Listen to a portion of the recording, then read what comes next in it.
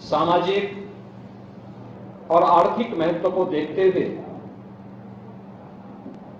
प्रधानमंत्री मोदी जी ने 2016 में नमामि गंगे की परियोजना का शुभारंभ किया और गंगा को राष्ट्रीय नदी के रूप में मान्यता दी। हम सब इस बारे में जानते हैं, मां गंगा के बारे में योजनाएं पहले भी बनती थी। 1986 में गंगा एक्शन प्लान बना था, कार्य प्रारंभ भी हुए थे। केंद्र और राज्य सरकारों को मिलकर के इस पूरे कार्यक्रम के साथ जुड़ना था। जो उस समय के 4 राज्य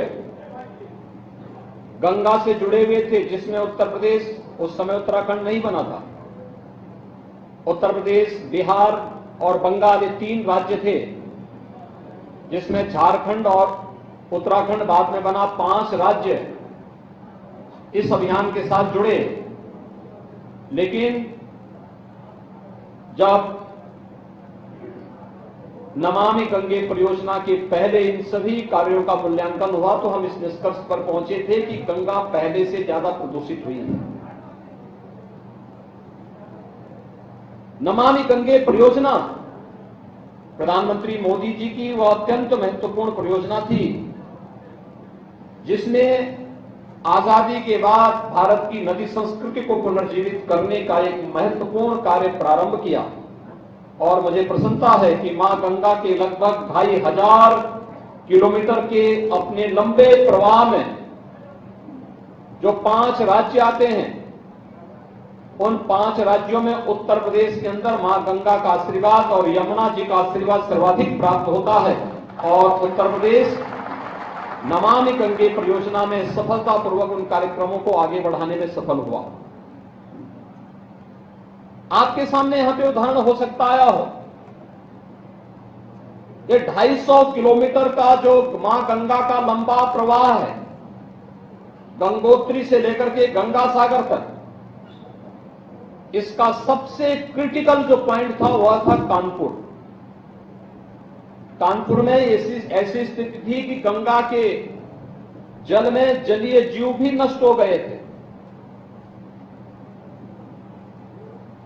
और सीसामऊ नाला से तो प्रतिदिन 14 करोड़ लीटर सीवर गंगा में गिरता था और ये लगभग 100 वर्षों से गिर रहा था। लेकिन नमामि गंगे परियोजना के बाद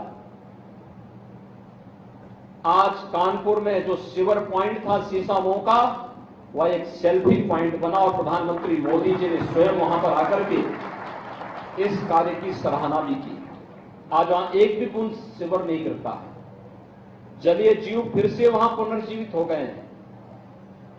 2019 में प्रयागराज कुंभ के पीछे की सफलता के पीछे की कहानी भी यही है कि 2019 में जब प्रयागराज का कुंभ था, तो प्रयागराज के कुंभ के पीछे हम लोगों ने जो सबसे पहले उद्देश्य रखे थे, स्वच्छता, सुरक्षा और सुव्यवस्था का, गंगा की अविरलता और निर्मलता, और गंगा और उसकी सहायक 10 नदियों पर भी हम लोगों ने ध्यान केंद्रित किया था।